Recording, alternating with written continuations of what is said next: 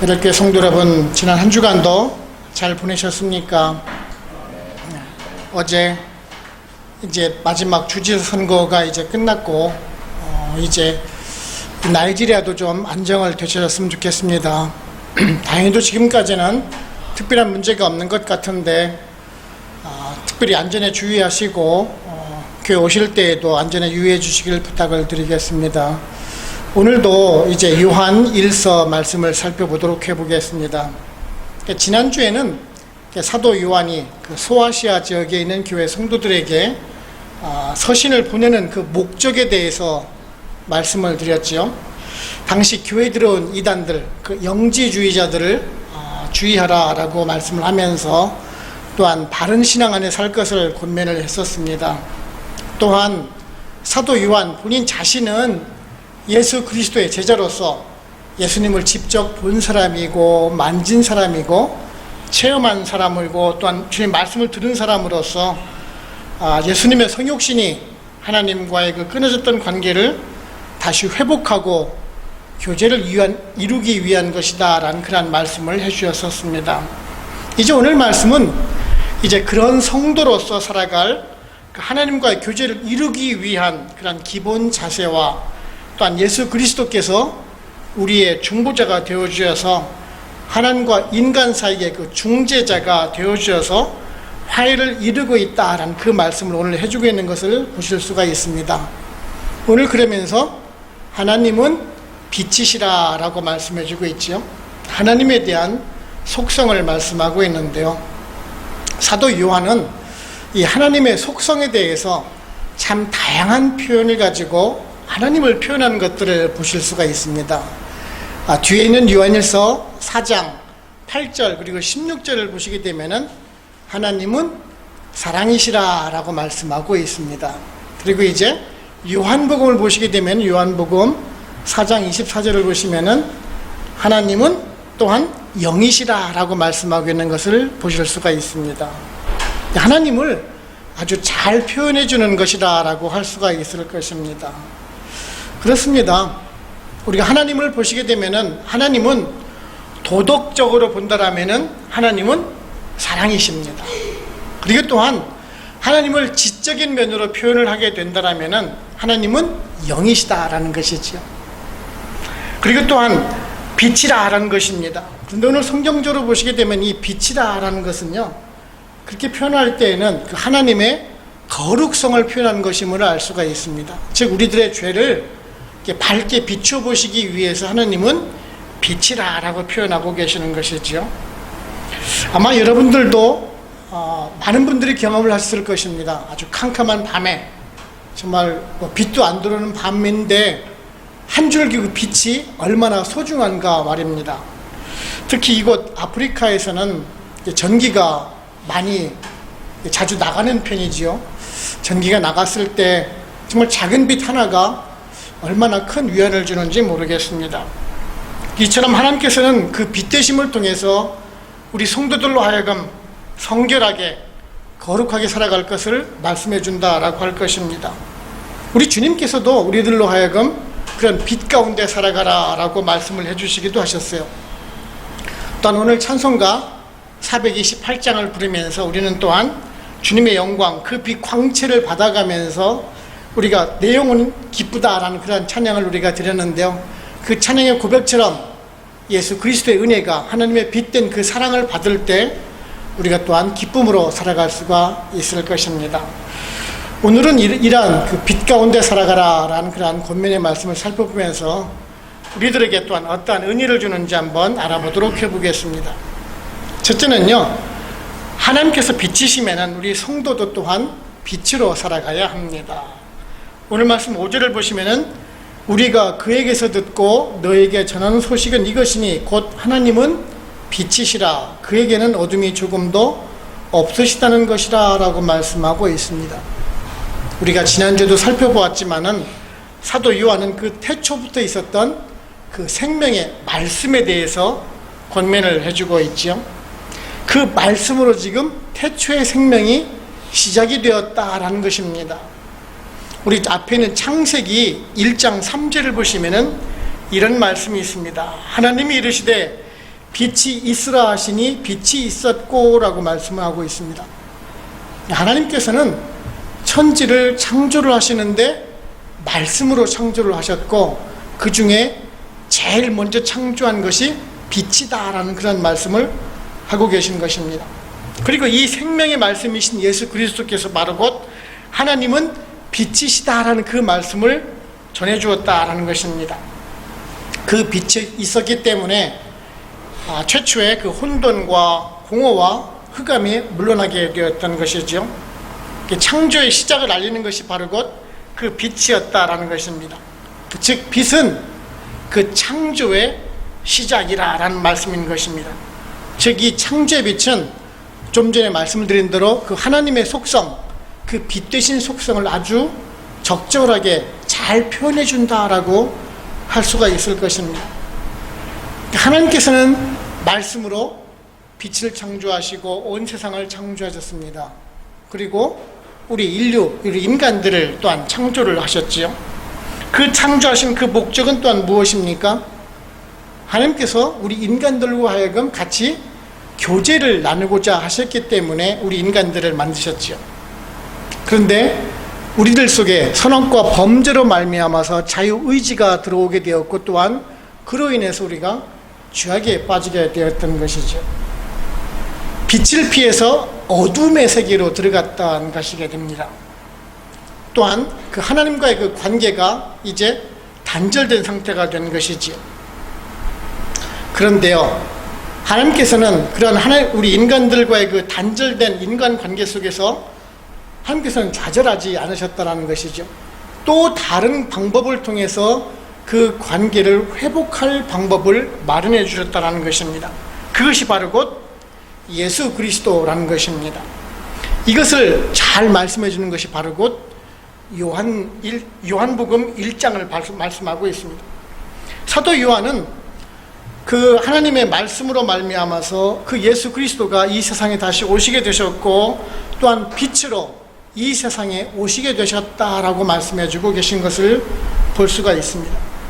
즉 하나님께서는 예수 그리스도를 통해서 제2의 창조 사역을 하셨다라는 말씀인 것입니다.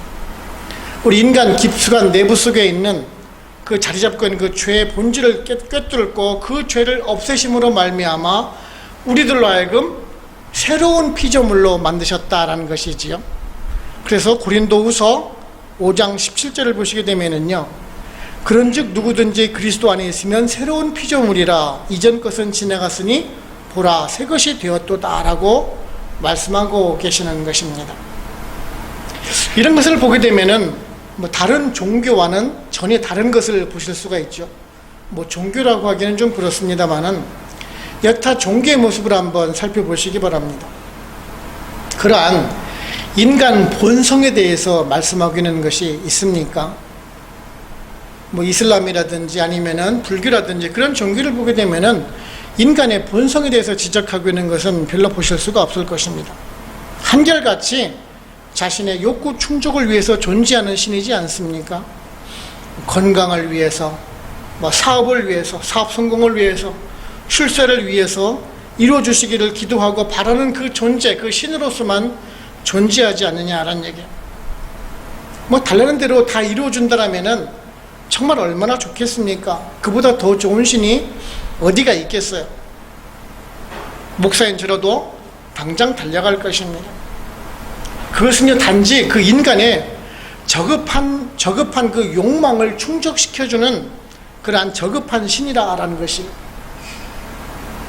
인간의 본성을 알게 하고 이를 깨닫게 하고 다시 새롭게 이끄시는 분은 바로 곧 빛 되신 그 하나님이시다라는 것이. 그래서 하나님은 유일신이라는 것입니다. 혹시 여러분들 요즘에 한국에서 그 TV나 아니면은 다큐멘터리 같은 프로그램이 있는데 보시는지 모르겠어요. 나는 신이다라는 프로그램을 보신 적이 있으십니까? 요즘엔 유튜브에도 찾아보게 되면 나오고 있는데요.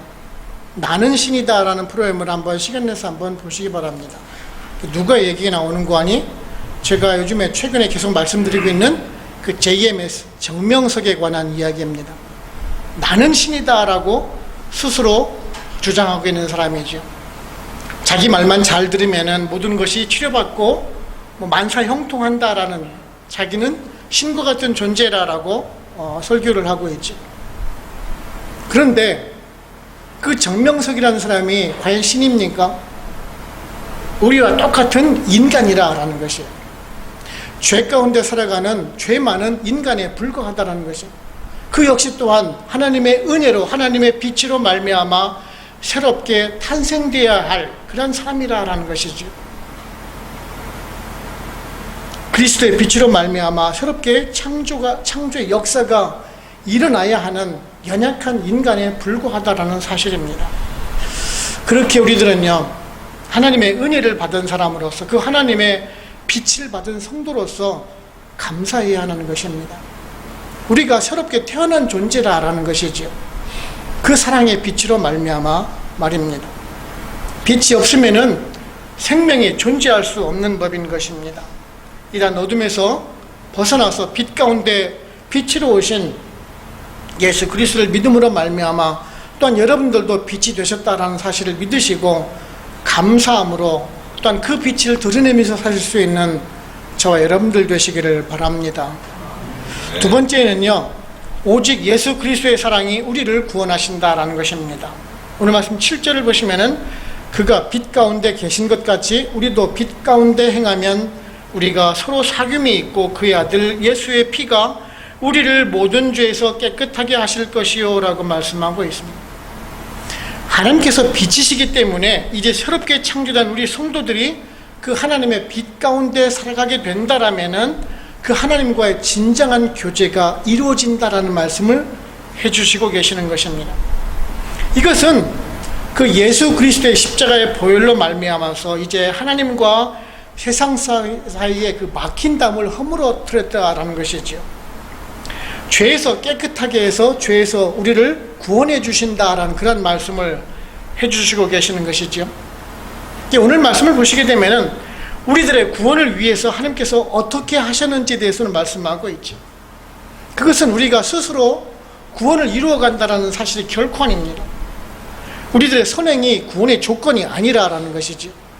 오늘 말씀에 빛 가운데로 행하면 이라고 해서 우리가 행한다고 해서 그것을 행할 때 우리가 구원을 받는다는 말씀이 결코 아닌 것입니다. 오늘 말씀하고 있는 것은 우리가 하나님의 빛 가운데 있을 때 우리들의 죄가 밝히 드러난다는 것이지요. 여러분들 캄캄한 데 있을 때에는 여러분들 그 더러운 것이라든지 먼지 같은 것이 드러나지가 않습니다. 하지만 한 줄기 빛이 들어왔을 때 그 테이블 위에 있던 먼지 한 톨이라도 잘 보이지 않습니까? 그것처럼 그 하나님의 밝은 빛으로 말미암아 우리들의 죄가 낱낱이 드러난다라는 것이지요. 그 죄가 드러났을 때 우리가 그 죄를 드러난 것을 예수 그리스도의 보혈의 피로 말미암아 우리의 죄를 속량을 받게 되고 다시 우리가 구원을 받게 된다는 것입니다. 하나님의 빛에 있을 때 모든 것이 드러난다는 것이죠. 즉 이 말씀은 우리 성도들의 그 구원의 조건이 우리들로 말미암아서 구원받는 것이 아니라 하나님께서 주고 계시다라는 말씀인 것입니다.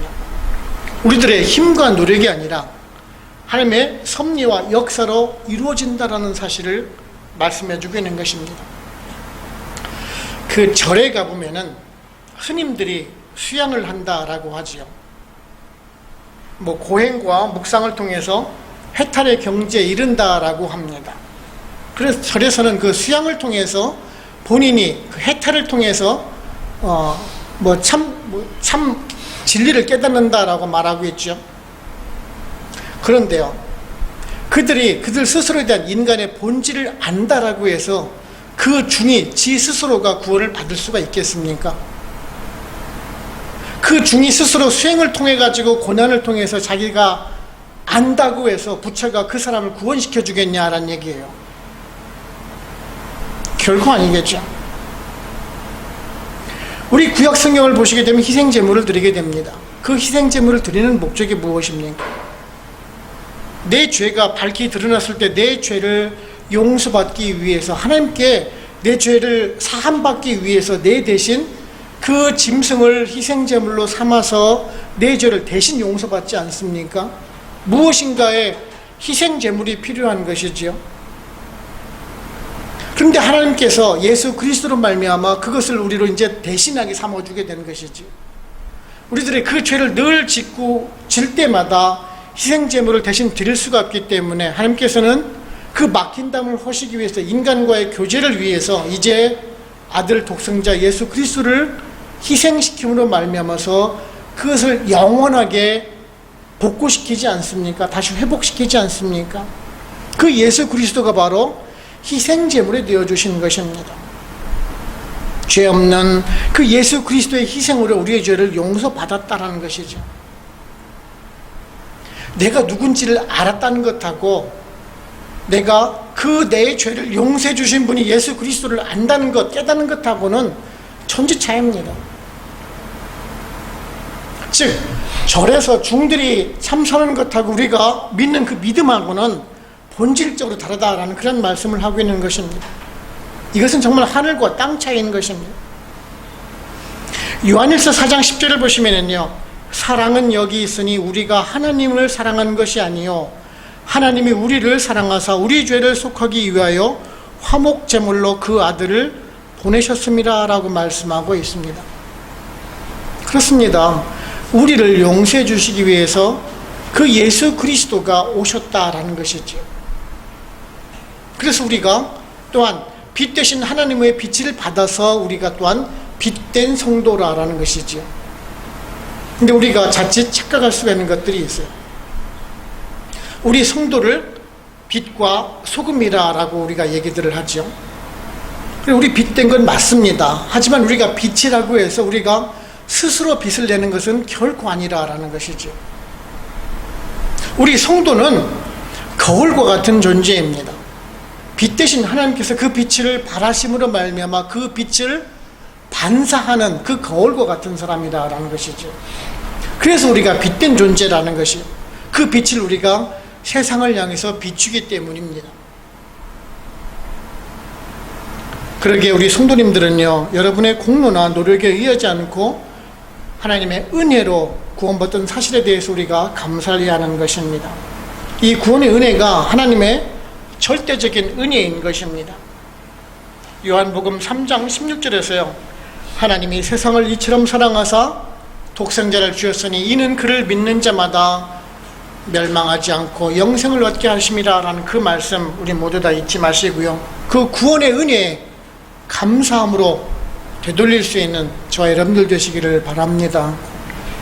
세 번째는요, 오직 예수 그리스도만이 중보자가 되어주신다라는 것입니다. 2장 1절을 보시면은 나의 자녀들아 내가 이것을 너희에게 쓰면 너희로 죄를 범하지 않게 하려 함이라. 만일 누가 죄를 범하여도 아버지 앞에서 우리에게 대언자가 있으니 곧 의로우신 예수 그리스도시라 라고 말씀해 주고 있습니다. 여기서 보시면 이제 대언자라고 말씀하고 있는데, 원어로 보면 그 파라클레토스라는 말을 쓰고 있는데, 이 말 뜻은 곁에서 우리를 부르는 자라는 뜻을 가지고 있습니다. 우리가 잘 아는 그 성경을 보시게 되면 이 다른 말로 보혜사란 단어를 쓰기도 하고요, 또한 중보자란 이름을 쓰기도 하는 단어이기도 합니다. 이 단어는 법정에서 쓰는 단어입니다. 심판의 자리에서 변호하는 사람, 즉 변호사와 같은 일을 하는 사람을 바로 곧 그 중보자, 대언자라고 말씀해 주기는 것이죠. 사실 우리가 빛 대신 하나님 앞에 우리가 우리의 모습을 그대로 보여지게 된다면은 우리의 죄가 그대로 다 드러나지 않습니까? 그래서 만약에 그대로 심판을 받게 된다면 우리는 중언벌을 받을 수밖에 없습니다. 그 심판정의 자리에서 우리를 변호해 주시는 분이 바로 곧 그 예수 그리스도라는 그 말씀을 지금 해주시고 계시는 것입니다. 우리는 그 중보자라는 단어를 좀 쉽게 사용을 하죠. 이웃을 위한 기도를 중보기도라고 부르기도 합니다. 근데 원래 이 중보자라는 단어는요, 그 둘 사이를 화해시키는 역할을 해주는 사람, 이 뜻을 가진 사람이 그 중보자라는 이름을 가지고 있습니다. 좀 전에 말씀드렸지만 구약시대를 보시게 되면은 인간과 하나님 사이에서 그 틀어진 관계를, 그 깨진 관계를 이어주기 위해서 인간들이 죄를 회개할 때마다 짐승의 대신 피를 들여주고 그것을 대신 간구해주고 중재시켜주는 사람이 누구입니까? 제사장입니다. 근데 그 제사장 역시 또한 불완전한 인간이라는 얘기예요. 제사장 역시 또한 우리들과 똑같이 그 자신 스스로가 하나님께 중재자가 필요한 사람이라는 것이에요. 불완전한 관계에 있는 것이지. 그렇기 때문에 그 불완전한 관계를 해소시켜주기 위해서 예수 그리스도가 오셨던 것이죠. 그 예수 그리스도가 오셔서 죄 없으신 제사장으로 오셔서 말끔하게 우리 죄를 씻어줌으로 말미암아 이제 하나님과의 완전한 관계를 회복시켜 주셨다는 것이지요. 그래서 예수 그리스도가 완전한 중보자가 되시는 것이고 단 한 분이신 중보자가 되어주시는 것입니다. 그래서 우리가 기도를 드릴 때 예수 그리스도의 이름으로 기도를 드립니다 하는 이유가 바로 곧 여기에 있는 것입니다. 그 중보자가 되어주신 예수 그리스도가 하나님과의 그 관계 속에서 중보자가 되어주셔서 우리들의 기도를 들어주시기 때문에 그렇습니다. 근데 우리는 흔히 이웃을 위한 기도를 할 때 우리는 중보기도라는 말을 자주 쓰곤 합니다. 근데 저는 제 개인적으로는 그러한 중보기도라는 말을 잘 사용을 하지는 않습니다. 왜냐하면 중보자가 드리는 기도가 중보기도라는 말이에요. 단 한 분이신 예수 그리스도가 중보자이신데 그 예수님이 드리는 기도가 중보기도지 우리가 드리는 기도는 중보기도가 아니라라고 저는 생각을 하고 있는 것입니다. 우리가 대신 우리 이웃을 위해서 드리는 기도, 그 중보기도란 말고 더 좋은 말이 있죠. 무슨 말이 있습니까? 도고란 말이 있습니다. 도고. 디모데전서 2장 1절을 보시면은 그러므로 내가 첫째로 권하니 모든 사람을 위하여 간구와 기도와 도고와 감사를 하되라는 말씀이 있습니다. 여기서 말하는 그 도고란 말이 이웃을 위한 기도입니다. 참 좋은 말이지요. 그런데 우리는 이 도고란 말이 사실은 성경 속에서 디모데전서 2장 1절 딱 한 절밖에 나오질 않습니다. 좀 어색한 단어고 익숙하지 않은 단어지요. 그래서 많은 분들이 중보기도라는 말을 써요. 근데 저는 그래서 중보기도가 나쁘다는 말은 결코 아닙니다. 이미 대중화돼서 많은 사람들이 이웃을 위한 기도로 중보기도라는 말을 쓰고 있기 때문에 제가 그 중보기도라는 말에 대해서 쓰지 말라라고 해가지고 제가 충고하거나 권면하는 사항은 결코 아닙니다. 그냥 제 개인적인 생각이 중보기도보다는 성경적으로서는 사실은 도구란 말이 더 적절하지 않느냐라는 그런 개인적인 견해를 밝히는 것 뿐입니다. 물론 그 중보기도 도구가 더 중요한 것은 지금 그것을 제가 논하자는 것은 결코 아닙니다. 중요한 것은 그 예수 그리스도가 우리의 중보자가 되어주셨다라는 것이에요. 그 중보자가 되어주신 그 이유가, 그 목적이 무엇이냐라는 얘기예요. 사실 우리가 예수 그리스도를 믿지 않고 이 세상을 살다가 하나님 앞에 갔다라면 그 빛 대신 하나님 앞에서 우리의 죄가 낱낱이 드러나겠지요. 그죠? 그러면 그 행한 그 죄가대로 심판을 받게 된다면 우리들은 어떻게 되겠습니까? 당연히 중한 벌을 받지 않겠습니까? 그런데 그때 예수 그리스도가 우리의 변호사가 되어주셔서 그래요, 저 사람 죄 지은 거 맞습니다. 하지만 저 사람이 나를 믿고 내가 변호하는데 내가 저 사람 목을 대신해서 내가 십자가에 달리겠습니다. 내가 저 사람을 대신해서 내가 죽겠습니다. 그거와 똑같다라는 것이에요. 내 죄를 위해서 예수 그리스도가 대신 십자가에 달리시고 대신 죽으셨다라는 것이 얼마나 큰 은혜입니까? 그 중보자가 얼마나 우리에게 대단한 존재냐라는 것이. 그렇기 때문에 우리는 그 은혜에 감사하는 삶을 살아야 되는 것입니다. 그 예수 그리스도의 죽음이 무의미하게 살아가는 결코 안 될 것입니다. 그의 중보사역이 우리들에게 구원되심을 알고 마땅히 그 주님의 제자된 삶을 통해서 하나님의 빛을 발하는 사람이 되어야 할 것입니다. 결론적으로 말씀드리면은요, 제가 이제 나이가 좀 듣다 보니까 눈이 좀 작아졌는데 어릴 때에는 눈이 정말 동그랬었어요. 눈만 혈주하고 키가 작은 데다가 눈만 크게 동 나와가지고 굉장히 겁이 많은 그러한 사람이었습니다. 그런데 저희 집이 둘째 집인데 우리 큰 집에 장손 집에서는 제사를 1년에 13번을 드렸었어요. 1년에. 근데 뭐 친척들 행사기 때문에 참석을 안 할 수는 없죠. 우리는 믿는 집안인데 제사에 참석을 합니다. 물론 절을 하지 않고 우리는 뒤에서 이제 기도를 하고 합니다만은, 그리고 나서 이제 여러분들도 아마 기억하실 거예요. 제사를 드리게 되면은 왜 밤 자정이 넘어서 드리는지를 모르겠어요. 그죠? 일찍 드리고 일찍 집에 가면 좋잖아요. 근데 꼭 밤 자정을 넘어서 드리고 밥을 먹고 이렇게 뭐 같이 친교를 나누고 그러다 보면 이제 새벽녘이 돼요. 그럼 이제 새벽 때 집에를 오게 되죠. 근데 저는 이제 시골 출신인데 깜깜한 시골에 한 2km 정도 되는데 그 철길도 넘어와야 됩니다. 그 오른쪽에는 공동묘지도 있고요. 정말 무섭습니다. 어릴 때 가장 가기 싫은 것이 그 제사 가는 것이었어요. 제사가 싫은 것이 아니라 낮에 활할 때 갔는데 돌아올 때 그 깜깜한 새벽에 돌아올 때가 정말 힘든 거예요. 한 번은 제가 저 혼자 좀 일찍 돌아올 때가 있었어요. 왜냐면 숙제가 좀 밀린 것이 있어가지고 좀 못 끝내는 것이 있어서 숙제 때문에 좀 저 혼자 제사 지내는데 일찍 마치고 저 혼자 집에 돌아올 때가 있었는데, 캄캄하니까 저보고 이제 그 랜턴 프레쉬 하나를 주고 가래요. 그거를 가지고 이제 한 500m쯤 왔는데 갑자기 껌뻑껌뻑 하더니만 전등이 나가는 거예요. 랜턴이. 깜깜한 밤에 나머지 1.5km를 그거를 가지고 그냥 발발발 떨면서 집에를 도착을 했는데 어느 정도였겠습니까? 거의 반 실신한 상태였고 제 온몸이 다 젖은 상태였었습니다. 깜깜한데 빛 한 줄기 빛도 없는 그 시골길을 그 어린 나이에 그 왔던 생각이 지금도 간혹 가다가 그 꿈을 꾸곤 해요. 아마 여러분들도 기억을 해봤을 거예요.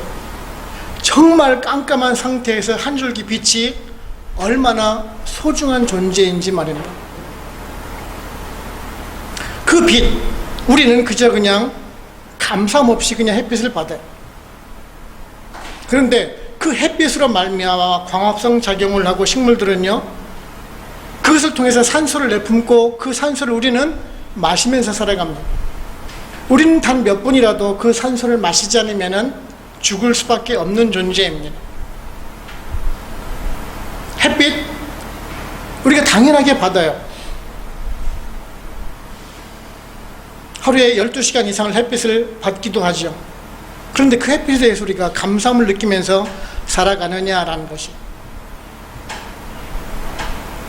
오늘 말씀에 하나님은 빛이시다라고 말씀해주고 계시지요. 그 빛이 생명의 근원이시고 우리들 삶의 목적이고 이유가 되는 것이라는 것이, 그 하나님께서 사랑의 빛을, 은혜의 빛을 우리들에게 비추시고 계시다는 것이, 우리가 그 빛을 모른다라면 우리는 역시 또한 반사할 수 있는 거울의 존재도 아니겠죠. 그것을 반대로 말한다면은 우리 성도라면은, 빛된 성도라면은, 하나님의 은혜를 받은 사람이라면은 그 은혜를 반사하면서 드러낼 수 있는 사람이 되어야 한다라는 것이죠. 그 빛을 말입니다. 우리를 통해서 빛 대신 예수 그리스도와 하나님의 존재를 드러내는 삶을 살아야 하는 것입니다. 저 여러분들, 오늘 하나님께서 빛이시다라고 말씀하시는 그 내용을, 그 말씀의 권면의 말씀을 들으면서 또한 여러분들도 빛된 존재라는 것을 깨달으시고 감사함으로 받으시고, 또한 세상을 향해서 빛을 드러내면서 예수 그리스도의 참된 제자로 살아가실 수 있는 저 여러분들 되시기를 주님의 이름으로 축원을 합니다. 네. 기도하겠습니다. 하나님 아버지, 감사합니다. 오늘도 말씀을 통해서 교훈해 주시니 감사합니다. 하나님은 빛이시라 말씀하면서 성도된 우리들도 세상 속에서 빛된 존재로 살아가라 라는 그런 말씀을 받습니다. 그렇습니다. 빛이 만물의 근원이 되고 생명이 원천이 됨을 우리가 알 수 있듯이 죄 가운데 살아갈 수밖에 없는 그 죄인을 위해서 예수 그리스도께서 구세주가 되어 주어서 새로운 생명의 은혜를 주심을 또한 감사를 드립니다. 우리가 그 은혜를 알진대 성도된 우리들이 바른 진리 가운데 살아가기를 원합니다. 주님의 대속의 은혜에 감사를 드리고 그 다시 받은 은혜를 세상을 향해서 베풀고 나누면서 예수 그리스도의 참된 제자의 모습으로 살아가도록 성령님 인도하여 주시옵소서. 오늘도 말씀을 주심에 감사하옵고 예수님의 이름으로 기도드립니다. 아멘. 지금은 우리를 죄에서 구원하시는 예수 그리스도의 은혜와 하나님 아버지의 그 크신 사랑하심과 성령님의 인도하시고 역사하시고 우리와 같이 교통하심이 베델 한인교회 모든 성도님들과 그들의 가정과 직장, 사업체 그리고 선교지와 베델교회 위에 지금으로부터 영원토록 함께 합시기를 간절히 축원하옵나이다.